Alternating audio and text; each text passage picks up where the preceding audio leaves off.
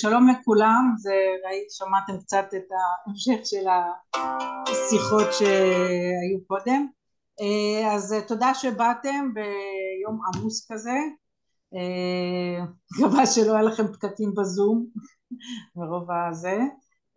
אז זהו, אז זה מדד מחירי הדירות בעצם של 2024 של מכון G-City, ואחריי ידבר מוטי ויזל, מייסד ומנכ"ל פירמת הייעוץ האסטרטגי ויסל, שבעצם יושבת על הנתונים של יד 2, ומי שעוקב אחרינו הרבה זמן יודע, זה כבר פגישה שנייה שלנו, מוטי, או שלישית אפילו?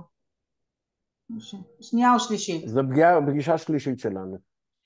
אז זהו, ומההתחלה אמרתי למוטי, אתה פעם בשנה, שנה וחצי אתה בא, כי הנתונים שלך מאוד, אתה רואה משהו שאחרים לא רואים. אז זהו, אז מדד מחירי הדירות של G-City, של מכון G-City, של הלשכה המרכזית לסטטיסטיקה, אני משערת שרובכם כבר מכירים, אבל אני בכל זאת שמה אותם פה להשוואה. אז ברבעון השלישי של 2024 מחירי הדירות עלו במדד של מכון G-City ב-1.92, כמעט 2%. זה מעניין כי בטענות בתקשורת לא מעט מדברים על זה היה איזה פוש בסוף 2024 בגלל המע"מ, שאנשים רצו לקנות. אז אני מזכירה לכם שוב, זה הייחוד שלנו, אין מע"מ, זה פרטים לפרטים, אין מע"מ. הקנייה בדצמבר 2024 או ינואר 25 אין הבדל מבחינת מיסוי, ולכן עדיין זה מעניין שבכל זאת המחירים עלו, ואולי המע"מ הוא לא היה הסיבה היחידה לקפיצה ב-Q4 2024, גם במדד של הלמ"ס וגם במדד שלנו. כן, אנחנו רואים הבדל משמעותי בשנתי בינינו לבין הלמ"ס של כמעט 3%, יותר 4% כמעט. יכול להיות שזה מבצעי הקבלנים, יכול להיות שזה שינוי בעדפות עקב המלחמה בממ"דים, מה שלא, אני לא נותנת אינטרפרטציה, זה התוצאות של המדד. היקף העסקאות, אני חייבת להגיד שהוא לא כל כך נמוך כמו שציפיתי. היקף העסקאות ברבעון הרביעי של 2024 ששימש לנו למדד הוא 2,852. כמו שאתם יכולים לראות פה בגרף, זה לא איזשהו שפל יוצא דופן, לפחות מבחינת המדד שלי. יש פה איזושהי הטיה של איזה עסקאות נכנסות לשיטת חישוב שלי, אבל זה גם משקף את השוק בגדול. וזה לפי אזורים, החלק האחרון של המדד, לפי אזורים. למעשה כשאנחנו מסתכלים לפי אזורים, אנחנו רואים שגם בגוש דן וגם בדרום המחירים הם די יציבים כבר מ-2021. אנחנו רואים פה איזושהי קפיצה ברבעון האחרון של 2024 בגוש דן והמרכז, אבל בגדול המחירים די יציבים. ואם חושבים על זה זה מחירים נומינליים, ואם חושבים על זה במושגים ריאליים, זה בהחלט ירידת מחירים. יציבות בתקופה הזו היא כמעט ירידת מחירים של אולי 10%, אם לא טיפה יותר ריאלי. אותו דבר בדרום. הצפון, חיפה והקריות משום מה לא הפסיקו לעלות לאורך כל התקופה הזאת, גם לאחר עליית הריבית ב-2021 ממשיכים לעלות. אלה הנתונים כפי שהם באים לידי ביטוי במספרים, בדגימות שאני מקבלת. מוטי, נעבור אליך. לרשותך, אפרת. אני צריכה לעשות... לא, אני אשתף. זה לא שאני צריכה לעשות קודם סטופ? לא, הכל בסדר. כן, את צריכה לעשות סטופ. עשיתי. אוקיי, זהו. עכשיו רק תגידי לי אם רואים ואני ארוץ עם זה. אני רואה. רואים, מצוין. טוב, אז ערב טוב לכולם. כפי שאפרת הציגה, שמי מוטי ויזל. אנחנו עושים את השיחה הזאת אחת בערך לשנה וחצי, שנה. כסיכום שנה, אני אומנם מדבר על 2024, אבל אם אין לנו טיפה זמן, נחליף כמה מילים גם על שנת 2025 וקצת מה קורה בשוק. אני בין היתר בעלים של טכנולוגיה משותפת ליד 2, לטכנולוגיה קוראים וייזר, היא טכנולוגיה שעובדת בענף הנדל"ן, בעיקר בחברות הנדל"ן, אנחנו אחת לתקופה עושים איזשהם סיכומי מקרו, לגבי קצת הסתכלות על ענף הנדל"ן מלמעלה. מי שכרגע נכנס לוובינר יראה פה נתונים די ייחודיים שלא פורסמו לציבור הרחב. המצגת היא די ארוכה, אני אשתדל לעבור באמת על השקפים העיקריים וקצת לשקף מה קרה בשנת 2024, עם איזושהי הסתכלות גם קצת על 2025. אז קודם כל, בכמה מילים, שנת 2024 קצת מבט על, בהשוואה לשנה שעברה, המצגת הזאת כוללת גם נתוני מחירה וגם נתוני השכרה. יד 2 היא בעצם הגוף הכי גדול בישראל שמחזיק נתוני, לא רק מקרו, נתוני מיקרו, על כל מה שקורה בשוק השכירות, ולא רק על שוק המחירות. המידע שבעצם נאגר ביד 2 זה נתוני גולשים, זאת אומרת כל גלישה ברשת, כל כניסה לאתר יד 2, כל לחיצה על כפתור, כל אנטר, הכל מנוטר. בסופו של דבר דרך זה אנחנו מנסים גם להתחקות אחר נתוני הגלישה, מה מבקשים, מה מחפשים, מה רוצים, היצע ביקוש בכל הארץ, ודרך זה גם אפשר לחזות דברים, דרך אותם ביקושים שאנחנו מזהים אותם, שקצת קשה לראות אותם במצב אמיתי, דרך כל מיני ניתוחי למ"ס. פה זה ממש, כמו שאומרים, זה לא מדגם, זה פשוט תוצאות האמת, זה 100% דגימה. כל מי שנכנס לאתר יד 2 בעצם מנוטר. אז אתם יכולים פה לראות בהשוואה לשנה שעברה הייתה עלייה של 37% בביקושים לדירות למכירה. ההיצע נותר יחסית ללא שינוי. סך הכל העסקאות ב-2024 עמד על כ-90. במצגת שלך, כשאתה אומר עלייה של ביקוש לדירות למכירה, זה בעצם עלייה בביקוש לרכישה. זאת אומרת, אנשים, אני אתרגם את זה למונחים הטכנולוגיים, כל מי שנכנס לאתר יד 2 ומחפש דירה, הוא מוגדר כביקוש. זה לא אומר שהוא קנה. כן, אבל זה לא ביקוש למכירה יכול להישמע כמו מישהו שמציע למכור, מבקש למכור את הדירה שלו, לא, זה ביקוש לרכישה בעצם. זה ביקוש, נכון, זה ביקוש לרכישת דירה, נכון. ההיצע זה מי שרוצה למכור. נכון, אז באמת זה עניין של הגדרות, את צודקת, זה אנשים שחיפשו דירה לצורכי קנייה, מאיזושהי צורה, באיזושהי סיבה. סך כל עסקאות הנדל"ן ב-2024 עמדו על כ-95,000 עסקאות, 2023 הייתה שנה לא טובה, זה הגיע בערך ל-70,000 עסקאות, ובסך הכל הנתונים של יד 2 בהסתכלות שנתית מראים על עליית מחירים באותן דירות שיוצאות כהיצע, שמוצאות באתר יד 2, זה משקף עלייה של כ5% במחירי הדירות בשנת 2024. נתונים בולטים, רק לסבר את העין, יש ביקושים גבוהים לדירות חדשות, מבצעי קבלנים, 10-90, 20-80, כל מה שקשור בזה. רואים ביקושים גדולים מאוד לממ"ד.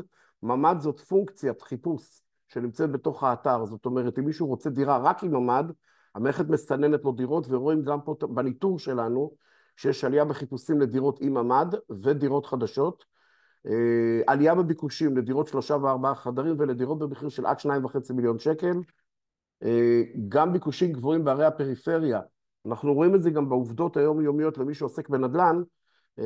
מקומות כמו נתיבות, אופקים, קריות, עלו מאוד בשנה האחרונה, קריית גת. גם המחירים שם עלו בהתאם. זה כבר לא המחירים הזולים שחשבנו פעם, אבל הם עדיין יחסית נוחים יותר ביחס לגוש דן רבתי, כולל ראשון בדרום וכפר סבא, רעננה בצפון. זאת אומרת, עדיין אזורי הפריפריה הם נהנים עדיין ממחירים נמוכים יותר. רמת הביקוש נמוכה ביחס להיצע. בהופכי של מה שאמרתי עד עכשיו, אתם תראו את זה במדדים ובגרפים, באזור המרכז יש רמת ביקוש נמוכה יותר ביחס להיצע. זאת אומרת, ההיצע גדל, הביקוש ירד באזור המרכז. ובדירות יד 2 יש עוד נתון מאוד מעניין בתוך אתר יד 2, שאתם כלקוחות לא רואים אותו, יש מדד שנקרא מדד ההתפשרות. אנחנו בעצם יכולים לדעת באיזה מחיר כניסה בן אדם הכניס את הדירה לתוך אתר יד 2, ובאיזשהו שלב, אם הדירה יצאה מהמערכת, אנחנו עוקבים אחריו, בכל מיני שיטות, גם טלפוניות וגם דרך אתר רשות המיסים, דרך איזשהם אלגוריתמים שמנטרים בין כתובת לבין גוש חלקה, ואפשר להגיד שבדירות יד שנייה ב-2024, ההנחה על מחיר הבסיס עמדה על כ6%. שוק השכירות, אני אדלג לכם כרגע, כי זה מוביל אותנו לשיחה הרבה יותר ארוכה. אם תרצו שנדבר קצת על שכירות, יש שם שקפים יהודים לגבי שכירות, אני אשתדל להתמקד בדירות למכירה. החיפוש הנפוץ ביותר, אני רק אעשה סדר. אתר יד 2 זה האתר הנגלש ביותר בישראל, בכל מה שקשור בנדל"ן. 95% מתעבורת הנדל"ן במדינת ישראל עוברת גם דרך אתר יד 2.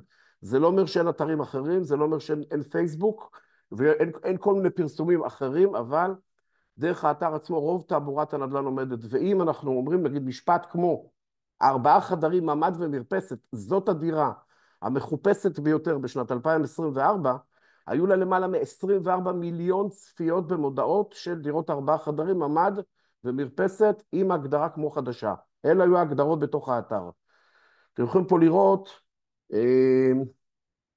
118 מיליון שקל, כל מיני דוגמאות של העיר המבוקשת ביותר להשכרה, זאת תל אביב, ירושלים היא העיר המבוקשת ביותר למכירה, דירה, בית פרטי בהרצליה נמכר ב-118 מיליון שקל, יש כל מיני אנקדוטות בתוך המצגת הזאת לכל מיני נקודות, והיו בשנת 2024 33 מיליון פניות ליצירת קשר על דירות. זאת אומרת, אם נגיד אני מחפש דירה מסוימת, ואני רוצה להתקשר עם בעל הדירה, דרך האתר מייצרים את התקשור בעצם, את החיבור, והיו 33 מיליון יצירות קשר במהלך שנת 2024, זאת מדובר פה בדאטאבייס עצום, עם המון המון המון תנועה, ככה שכתוצאה מגודל הדאטה אפשר גם לנתח נתונים בקנה מידה הרבה הרבה יותר גדול.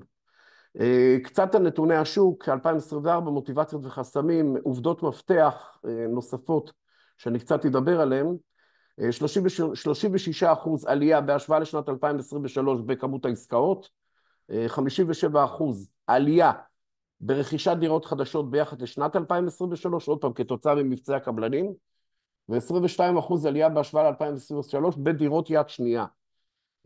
המחירים המשיכו לעלות, דיברנו על 5%, מחירי השכירות עלו בכ3% במהלך 2024, ורמת הביקוש לדירות למכירה בעלייה וההיצע ללא שינוי. זאת אומרת, יש 37% עלייה בביקוש לדירות למכירה בהשוואה לשנת 2023. זאת, אנחנו מראים פה בעצם שהשוק מאוד מאוד ערני, מאוד אקטיבי, מאוד פעיל, עם המון המון תנועה, ואנשים מחפשים דירות. זאת אומרת, שוק הדירות בכלל, יד שנייה וחדש, נמצא בביקושי שיא. זה לא אומר שתמיד הוא פוגש את ההיצע, אבל לפחות ההתעניינות ברכישת דירה מאוד גדולה. נתונים נוספים, אנחנו חילקנו את זה לפי מוטיבציות מול חסמים, מה שבעצם הניע את השוק או הזרים אותו קדימה, מבצעי מימון של קבלנים, הסתגלות לגובה הריבית, למרות שהריבית היא גבוהה, אבל איכשהו אחרי כמה חודשים הסתגלו לזה, אבטלה נמצאת בירידה, זה גם כן הגברת נכונות לקניית דירה, יצירת תחושת ביטחון בתקופת חוסר ודאות, דרך אותם מבצעי קבלנים וגם דרך הלוואות הקבלן, והבנקים שנתנו לזה גיבוי, השקעה בתשתיות, כמו לדוגמה רכבת קלה, רק מילה אחת על הרכבת הקלה, יש גם על זה נתונים, לא פה במצגת, אבל רק שתדעו שזה גם מופיע בכל מיני פרסומים, שדירות בכלל שנמצאות בצמידות לרכבת קלה או לתחנות רכבת קלה, עלו בין אזור ה-15-17%, הייתה נדמה לי כתבה שבוע שעבר, שזה מראה על הקשר בין רכבת קלה לבין מחירי נדל"ן באותה סביבה. והצעת תהליכים להתחדשות עירונית, מצד שני החסמים זה הריבית הגבוהה, למרות שאמרנו שהיא התייצבה, ואנשים קולטים אותה כריבית יציבה, למרות שהיא גבוהה, היא עדיין מכבידה להחזר המשכנתאות, היא מקטינה את כוח הקנייה, מהדרום לצפון, זאת אומרת, זה מניע אנשים מהדרום לצפון לפנים הארץ בגלל רמות השכר שהן הרבה יותר גבוהות פה באזור המרכז, חוסר ודאות במשק מעכב החלטות קנייה, עלויות חומרי גלם, מחסור בעובדים, רק הדיבור בענף הנדל"ן של יזמים וקבלנים זה שהייתה עלייה בשנה האחרונה של 30% בתשומות הבנייה, בעלויות הבנייה, בחלק גדול מהפרויקטים שנמכרו בשנת 2024, אני מזכיר פה לכל מי ששומע, הפרויקטים נמכרו במחירי בסיס, ללא הפרשי הצמדה בכלל עד הכניסה לדירה, ועם תנאי מימון משופרים של 10.90 או 20.80. זאת אומרת, הקבלנים בעצם ספגו בשנת 2024 את כל עליות המדד, כל עליות מדד תשומות הבנייה על עצמם, תוסיפו לזה מימון, תוסיפו לזה עלייה של כמעט 30% בעלות הבנייה, אירוע לא פשוט בכלל, למי שעוסק היום בבנייה וביזמות בישראל. תמהיל עסקאות הנדל"ן, גם פה קצת נדבר על זה, יש לי פה איזה סמנים שקצת חוסמים לי פה חלק מהשקף, אבל אוקיי, נשתדל רגע שנייה אחת.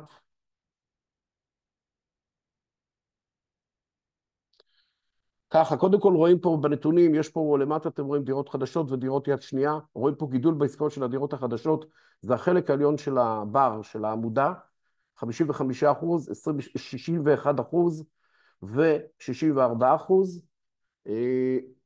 עלייה בשיעור העסקאות בהשוואה ל-2023, דיברנו מקודם על 36%, עלייה בשיעור העסקאות בהשוואה ל-23, ויותר אנשים קונים דירה ראשונה. זה פשוט רק, המספרים רק מסדרים כרגע את מה שאמרתי קודם במסגרת השקפים, זה רק משקף את האחוזים ביחס לסך הכל התנועה בשוק. שווי נכסי דיור, עשינו איזשהו מיפוי של מדינת ישראל לגבי מחיר ממוצע של דירת מגורים, שהיא מוגדרת כדירת 4 חדרים. נתוני שוק הדיור בישראל, יש פה איזה שהם נתונים מצרפיים על היקף שוק הדיור למגורים בישראל. במדינת ישראל מדברים על שווי נכסי נדל"ן למגורים של כ-5.61 טריליון שקל. שווי נכסי הדיור שנמצאים רק באתר יד 2 עומדים על כמעט טריליון שקל, כמעט חמישית בעצם נכסי הנדל"ן בישראל נמצאים בתוך אתר יד 2, כחלק מתוך ההיצע שהם מפרסם. לכן שנבין גודל הדאטה וגודל היקף הנתונים שמנותח פה בהיקפים מאוד גדולים, כמו שאמרנו, חמישית משוק הנדל"ן נמצא בתוך מאגרי המידע. ככה, כמה מילים לגבי נושא של מדדי חום. קודם כל יש שם, המדד שבונה ערך אינדקס של היחס בין ההיצע לביקוש, ערך גבוה יותר מעיד כי השוק נותן לטובת המוכרים, כלומר הביקוש גבוה ביחס להיצע הקיים. ודבר שני במדד הזה, זה ההקשרים בין ערכי המדד שמספקים מידע על האופן שבו שוק פועל בהשוואה לעבר, מבחינת הטמפרטורה של השוק. אז אתם יכולים פה לראות את המצב של השוק לפי רבעונים ב-2024, בין תקופות. אפשר פה לראות שבתחילת 24 זו התקופה של ממש תחילת המלחמה. אתם יכולים פה לראות שפחות קונים מעוניינים בנכסים הזמינים, ולכן יש ירידה בהיקפי הביקוש. השוק באיזשהו שלב הופך לשוק ניטרלי באזור הרבעון השני, ובעצם מהרבעון השני עד סוף השנה, אפשר פה לראות שהכמות, היקף הפעילות בשוק הדירות בכלל עלה בצורה דרמטית, ואפשר להגיד שהשוק עבר להיות שוק של יותר של מוכרים מאשר שוק של קונים. מה אתה קורא שוק של מוכרים? שהביקוש לדירה יותר גבוה מההיצע? נכון, בדיוק. מעניין, כי הדיבור בשוק כאילו שעכשיו זה שוק של קונים יותר, אבל אתה אומר שזה גם לפי המדדים שלך זה של מוכרים. כי ב-2024, אני מזכיר, 2024, בגלל הסיפור של ה-10.90 אפרת, זה בעצם גרם למצב שהיה הרבה יותר ביקוש מאשר היצע, אנשים רוצים לקנות דירות וגם קנו דירות. ההיקפים של דירות חדשות, כפי שציינתי קודם, עלו דרמטית, ולכן השוק הפך להיות לקראת סוף שנה. אתם תראו שכשנעשה את זה בסוף 25 את הפגישה הזאת, אתם תראו שזה כנראה הולך להתהפך בחודשים הקרובים. זה הולך להיות לגמרי שוק של קונים. עשינו פה עוד נתון, מדד חום נדל"ן למכירה בהשוואה בין ערים. אפשר לראות שבערים במרחק גדול יחסית מהמרכז הביקושים גבוהים ביחס להיצע, אלה נתונים של כל 2024. אפשר לראות פה את הצבעים בצד, שוק קונים חזק, שוק קונים ניטרלי, שוק מוכרים ושוק מוכרים חזק. אפשר פה ממש לראות את זה לפי ערים בארץ, ואתם רואים שהפריפריה משתלטת לחלוטין על האירוע. זאת אומרת, הרבה יותר מאשר אזור המרכז, קריית גת, קריית מוצקין, שדרות, מודיעין, קריית ביאליק, עפולה. הנתונים האלה גם משתקפים בנתוני הלמ"ס או נתוני משרד השיכון שמפורסמים אחת לרבעון, ובעצם מפרסם את היקף מכירת הדירות בכל אזור ואזור, ואפשר לראות את זה גם על פי אזורים במדינת ישראל, אבל חד משמעית תראו שהפריפריה השתלטה לגמרי על שוק הנדל"ן. גם שם ההיצע החדש נמצא, אפשר לייצר שם מבצעי קבלנים על דירות שעולות 1,600,000, 1,700,000, לפי 10.90 בעצם בן אדם היה צריך להביא 160,000-170,000 שקל מהבית אם זו דירה ראשונה, והוא בעצם מחזיק דירה ביד לעוד 4 שנים, נומינלית בלי הפרשי הצמדה. זאת המשמעות של הדברים. התפלגות הביקוש וההיצע, רמות הביקוש לגבי מספר חדרים, יש פה כמה אינדיקטורים לגבי מספרי חדרים, רמת הביקוש גבוהה מרמת ההיצע בדירות 3 ו-4, זאת אומרת השוק רוצה דירות 3 ו-4, ונמוכה מרמת ההיצע בדירות ל5 חדרים ומעלה. המחיר, רמת הביקוש גבוהה מרמת ההיצע, שימו לב, שוק הנדל"ן מחפש, או רוב הקונים מחפשים נדל"ן, דירות באזור עד 2.5 מיליון שקל, זה מוצר שלא פשוט לאיתור היום. באזור המרכז, מרבית הדירות, 4 ו-5 כבר חצו מזמן את רף 2.5 מיליון שקל, ולכן קשה מאוד למצוא את הנכסים האלה היום במדינת ישראל בשווי הזה, בטח באזור המרכז. ניר צבי, רוצים לקחת אותו כדוגמה, נרצה מתחם חדש, ליד ראשון, זה מתחם שדירת 4 חדרים כבר נמצאת באזור ה-2.5, וזה רק הולך ומטפס כל הזמן. הערים המבוקשות ביותר בישראל, יש לכם פה אינדיקציה של דירוג הערים בישראל, על פי חיפושים, אמרנו מראש בשקפים הקודמים, 37% עלייה בביקוש הארצי בהשוואה ל-2023, וזה משתקף כרגע בהתפלגות לפי ערים. ירושלים העיר הכי מבוקשת היום, חיפה אחריה באר שבע, אתם יכולים פה לראות שערי אזור המרכז חלשות מאוד פה בהיקפי הביקוש, עוד פעם כתוצאה ממחיר מאוד גבוה, ומהרבה מאוד סיבות אחרות. אבל ממש הפריפריה השתלטה לחלוטין על שוק הנדל"ן החדש ב-2024, ואני לגמרי מחבר את זה לעסקאות המימון, שהיו מאוד אטרקטיביות בשנה הזאת, ובחיבור לרמת מחיר יחסית אטרקטיבית. זה פשוט דורש הון עצמי מינימלי. אז לכן אנשים נטו לשם, כולל הרבה משקיעים. יש פה עליות מחירים בתנודות קלות לאורך השנה. אפשר פה ממש לראות, לפי את המחיר הממוצע של דירה בשנת 2024, לעומת אחוז השינוי מחודש קודם. אפשר פה לראות את הנתונים של שווי דירת 4 חדרים, ממוצע ארצי, אפשר פה לראות את התנודות שלה במהלך השנה בכל מיני אזורים. לעומתה אחוז השינוי מחודש קודם, אמנם זה נראה תנועה גדולה בגרף, אבל מדובר על 0.4, 0.1, 0.3, זאת אומרת זה אחוז השינוי ביחס לסוג הדירה לפי חודשים, ומפה בעצם נגזר שיש חודשים שבהם יש פערים בין מחיר מוצע לבין מחיר סגירה, יש תקופות שזה גבוה יותר ביחס למחיר המבוקש, יש תקופות שזה נמוך יותר, אבל זה בסך הכל משקף גם את האווירה בשוק וגם את היקף ההיצע שקיים היום בכלל בשוק הנדל"ן. מגמות מחיר לפי מספרי חדרים, גם פה אפשר לראות 3, 4 ו5 חדרים ברמה ארצית לפי רבעונים, אפשר לראות שדירת, לצורך העניין דירת 5 חדרים, המחיר הממוצע הוא 3 מיליון, לא היו תנודות גדולות מדי במהלך שנת 2024, ואפשר מצד שני לראות דירות 3 חדרים, שהם עלו מ-1877 ל-1931, עלייה של 5%, דירות 4 חדרים עלו בממוצע במהלך השנה לפי הנתונים שנמסרו באתר, בערך ב-6.8% דירות 4 חדרים ברמה ארצית. עוד שקף מאוד חשוב, למי שבכלל מחפש דירות להשקעה, זה הפער בין המחיר המבוקש למחיר המחיה לפי ערים. אתם יכולים פה לראות את מדד ההתפשרות. אתם רואים שהכל במינוס. למה במינוס? כי בן אדם ביקש מחיר X, בסוף התפשר על מחיר Y. זאת אומרת, 10 הערים הכי פחות מתפשרות, זאת אומרת, יש שם ביקוש גדול, כנראה לדירות מסוימות, זה פתח תקווה, מודיעין מכבים רעות, אלה מקומות שבהם הפער בין מחיר מבוקש, asking price, לבין מחיר סגירה, הוא בעצם הנמוך ביותר, ו10 הערים הכי מתפשרות, אילת עומדת בראש, ואתם יכולים פה לראות את ההמשך, כולל תל אביב, תראו פה תל אביב, היא מתפשרת על בערך 7% בממוצע בשנת 2024. הפער, איך אנחנו בעצם בודקים, אמרתי את זה קצת קודם, זה אורך חיי מודעה. אורך חיי מודעה זה בעצם כמה זמן נמצאת הדירה על המדף באתר יד 2, או בתשלום או לא בתשלום, ואפשר פה לראות את העלייה. זה מדד, אפרת, דרמטי, שמשקף גם את הדברים שאת אמרת קודם, שבעצם אומר שאורך חיי מודעה באתר יד 2 עלתה במהלך השנה, 7.2% מהמודעות עומדות מעל חצי שנה, והן לא נמכרות. בעצם אם חושבים מה זה משקף, זה משקף פער בהבנה של המחיר שוק בין המוכרים לקונים.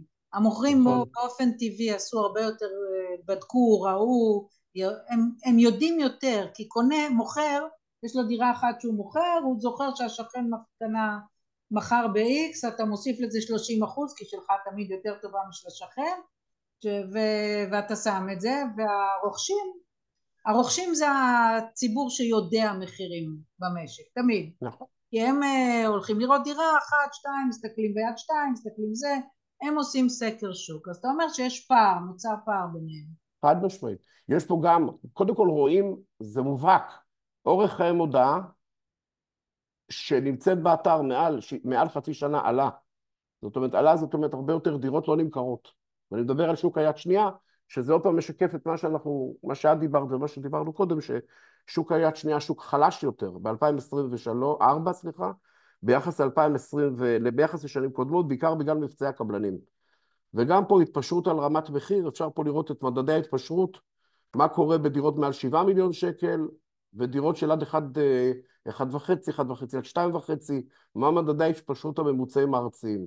אבל הפערים הם נעים, אתם רואים בין 5.8 בדירות הנמוכות עד 7.6 בדירות, ואני אומר לכם שהמצב השנה ב-2025 יהיה הרבה הרבה יותר קשוח, זאת אומרת אנחנו נראה מדדי התפשרות הרבה יותר גבוהים, זאת אומרת פערים הולכים וגדלים בין asking price לבין closing price.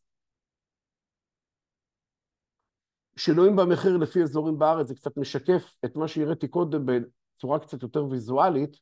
אפשר פה ממש לראות לפי אזורים שלמים במדינת ישראל, מה מדדי ההתפשרות שם ומה המחיר של דירה ממוצעת.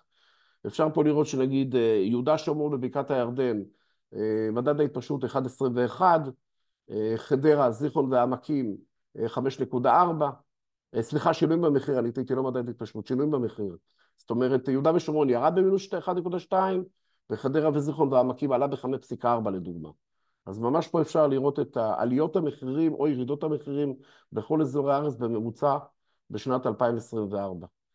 יש עוד חתך שעשינו פה, שזה כבר יותר בניתוח הסוציו-אקונומי, אז מי בעצם הם קוני הדירות? מי הקהל בכלל? מה הפרופיל שלו?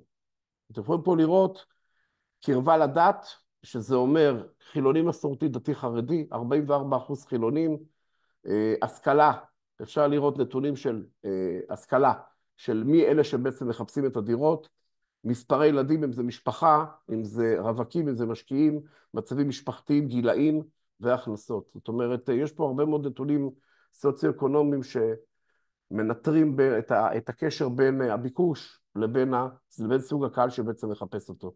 זה יותר מסקנות של מי שעוסק יותר בשיווק נדל"ן, או רוצה יותר להסתכל כנתוני מקרו על שוק הנדל"ן, יכול קצת להוציא מזה נתוני מקרו, על פרופיל הלקוחות שבעצם מחפשים היום דירות.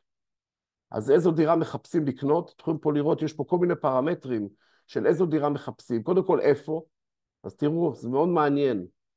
קודם כל, איפה אנשים מחפשים לקנות דירה? 54% בעיר או ביישוב שבו מתגוררים כיום, 17% רחוק, ו-28% בעיר יישוב שקרובה למקום המגורים. לאיזה מטרה? 83%. זה מה שאמרת מקודם אפרת. זה די מתכתב גם עם היקפי המחירה בשוק הנדל"ן, לא רק הדירות להשקעה, אלא מחירה לצורכי מגורים, 17% דירות להשקעה, 83% דירות למגורים. תקציב, אתם רואים מה אנשים באיזה תקציב מחפשים, עד 2 מיליון שקל, בעצם בין 2 ל-3 מיליון שקל, זה בערך 60% מהשוק, זה מה שהם מחפשים. 31 ו-31, 20% מעל 4 מיליון ו-18% בין 3 ל-4 מיליון. מה הקונים רוצים? יש לכם פה ממש דירוג של המאפיינים. מה בעצם אנשים מחפשים? הם מחפשים איכות שכונה, מחירים טובים, סביבה שקטה, נוף יפה. זה ממש סוג של, נקרא לזה, גרף או מדד ציפיות של אנשים מאזור המגורים החדש, שמיועד לקום או שבו הם מחפשים לקנות דירה. בדירה, תסתכלו מה קורה פה, תראו מה עשתה המלחמה. 42% נאמבר 1 זה ממ"ד. אם היינו בודקים את זה בשנת 2023 לפני המלחמה, זה היה איפשהו באמצע או לקראת המקומות האחרונים. ממ"ד קפץ לדירוג ראשון ברצון לקנות דירה, או ברצון לקנות דירה שיש בה רק ממ"ד. זה מתכתב עם הדירות החדשות, כי בכולם יש ממ"דים, וזה מתכתב עם יד שנייה יחסית חדשות, שיש בהם ממ"דים כאלה שנבנו ב-30 שנה האחרונות. חנייה, מרפסת שמש, גינה, אתם ממש רואים פה את התיעדוף של האופן שבו אנשים מחפשים דירה, ומה מערכת השיקולים שהם מפעילים כדי לקנות דירה. זהו, זה לגבי דירות למכירה. יש פה עולם שלם של שקפים לגבי שוק ההשכרה, זה די דומה, רק השקפים משתנים באופן טבעי. אני כן יכול להגיד שכל פעם שאנחנו חווים ירידות בשוק הנדל"ן, בדירות החדשות, או ירידה במחירים, או עלייה במחירים, סליחה, אנחנו רואים שזה מיד משתקף בשוק הדירות להשכרה. זאת אומרת, זה השוק ההופכי. ככל ששוק הנדל"ן למגורים בקשיחות קשה יותר, שוק הנדל"ן להשכרה עולה, ומה שנקרא וחוזר חלילה. אז יש תנועה בין שני השווקים האלה, יש תנועה בין היד שנייה לחדשות, יש תנועה בין הדירות בכלל לרכישה לבין דירות לשכירות, יש כל הזמן איזה טנגו שמנוהל בין השווקים האלה, וצריך לעקוב אחרי זה לאורך זמן כדי לשחק. השוק כרגע במצב שלא פשוט לאנשים לקנות דירה, ורק היום מתפרסם בתקשורת שיש עלייה דרמטית בביקוש לשכירות דירות, כי אנשים או לא רוצים לקנות דירה במצב הנוכחי, או חוששים ומעדיפים כרגע לא לקבל החלטות. וכשהם לא מקבלים החלטות, הם הולכים לשוק השכירות. מדבר בעיקר בקרב האוכלוסייה החדשה שנכנסת למחזור, מקרב הזוגות הצעירים. כן, תודה רבה. יש פה שאלה לתת הסבר על ההגדרות של שוק קונים ושוק מוכרים. אתה זוכר את הנוסחה של זה? ממש זה מספר העסקאות הדירות למכירה, חלקי, משהו כזה? לא, אני לא זוכר כרגע את ההגדרה, אבל כמו שאת אמרת קודם, זה עניין של מי שולט בעצם בשוק באותה נקודת זמן, את אמרת את זה קודם. האם כן, השוק נשלט? יחס בין ההיצע שיש לכם נכון, נכון. זה לבין יחס שבין ההיצע לבין כמות החיפושים, כן, לבין כמות ההיצע שנמצאת באותה נקודת זמן. עכשיו, ברגע שהשוק יש לו היצע גבוה, ביקוש נמוך, אז באופן טבעי הוא נשלט על ידי המוכרים. ברגע שזה מתהפך את המגמה, אז הוא נשלט על ידי הקונים. כן. טוב, תודה רגע, רבה. יש פה עוד שאלה, אפרת, אם אני לא טועה. צפי תחזית לעליות ירידות ברבעון הבא. טוב, זה אמרתי לך לפני שאני לא יודעת, אולי אתה יודע מוטי. תראו, מוטי קצת פסימי. אתה אני פסימי לגבי הקבלנים, אגיד לך, החסינות של הקבלנים או מחירי הדירות? אני אגיד לך כזה דבר, עשינו את זה בכמה דקות בשיחה המקדימה, ואני אדבר רק hard evidence, אני לא אדבר על אינטרפטציות ולא על דעות. יש נתונים ברורים ביותר, שמהם כל אחד יסיק את המסקנות שלו. ואנחנו לא פה, כמו שאומרים בשוק ההון, כל דבר שאני אגיד זה לא לצורכי, זה לא המלצת רכישה, או אי המלצת רכישה. נגיד את זה ככה. הנתונים הם כאלה, מה שתדלק את שוק הנדל"ן בכלל ב-2024 זהו מבצעי הקבלנים. זה נאמר תחת כל עץ רענן, בכל כתבה, בכל מקום. אני לא ממציא פה שום דבר חדש. זה תדלק את השוק. החגיגה הזאת נגמרת. היא נגמרת מהרבה סיבות. א', כי בנק ישראל החליט לגמור אותה, הבנקים החליטו לגמור אותה. זאת אומרת, אנחנו ברבעון הקרוב כבר עוברים. זה לא בלשון עתיד, זה כבר בלשון הווה. חלק מהחברות הפסיקו את המבצעים האלה. חלק מהחברות כבר מחזירים מדדים. חלק מהחברות מחזירים את לוח התשלומים ההיסטורי שהיה לפני המלחמה, שזו מלוח תשלומים שגרתי של לפי כמות הבנייה. תוסיפו לזה 5% ריבית, לא 5%, תוסיפו לזה את הריבית שמשלמים בבנק על המשכנתה, את ההון שעולה לקבלנים, ותבינו ועוד פרמטר נוסף, שוק היד שנייה נחלש מאוד בשנת 2024, ואני מזכיר לכם הגנרטור של שוק הנדל"ן זה יד שנייה. זאת אומרת, אם יד שנייה נחלש, כל השוק נחלש. 75-80% מהנדל"ן בישראל זה יד שנייה, זה לא דירות חדשות. וחשוב להבין שאם יד שנייה מדשדש, זה יפגע בדירות החדשות, ובמי זה יפגע? במשפרי הדיור. זה לא יפגע באלה שקונים דירה ראשונה, זה יפגע באלה שרוצים למכור ולקנות. עכשיו, מי שנמצא בתחושה שהוא לא יקבל את המחיר, שהוא היה מצפה לקבל אותו על היד שנייה שלו, הוא לא יסתכן בלקנות דירה חדשה. זאת הפסיכולוגיה, היא נורא פשוטה. ולכן כל הפרמטרים האלה של פסיכולוגיית היד שנייה, קנייה לפני מחירה או מחירה לפני קנייה, ריבית גבוהה, ובנק ישראל הודיע שכנראה השנה לא תרד הריבית. זה לפחות מה שהבנתי שאמרו לפני כמה ימים, אני אישית לא ראיתי את הפרסום, מישהו אמר לי, למרות שלקראת סוף 2024, נגיד בנק ישראל אמר שיהיו השנה 2 הורדות ריבית. בינתיים הוא אומר שלא יהיו הורדות ריבית. זאת אומרת, אנחנו הולכים להיות עם ריבית כנראה כזאת במהלך כמעט כל השנה. זאת אומרת, כל הפרמטרים האלה מצטברים לתוך סיטואציה שבה יותר קשה יהיה לקנות דירה לאנשים. אני אומר את זה בעדינות. יותר קשה לקנות דירה, ולכן הפרוספריטי הזה של שוק הדירות החדשות שחווינו בשנת 2024, סביר להניח שלא יחזור באותו היקף ב-2025. ואני אומר את זה בעדינות. נכון הייתי עדין, אפרת? כן, כן, כן. השתדלתי להיות עדין. מה שהיית לפני, כן. אין ספק שהיה פה בשנה וחצי האחרונה, מאז עליית הריבית, איזשהו שינוי במבנה התשלומים. אז זה התחיל גם עם החוק של ההצמדה שהיה קצת לפני, של איזה מרכיב מהדירה אפשר להצמיד. 40-60, כן. כן, אז זה היה בערך, זה קצת היה לפני העלאת הריבית, ואז גם העלאת הריבית, שאנשים התחילו להיות רגישים לכסף שהם שמים ולא גרים עדיין בדירה, ושינוי דרמטי בצורת המימון של רכישה של דירות חדשות. מה זה אומר? כנראה, זו השאלה הגדולה, שנדע שנה הבאה.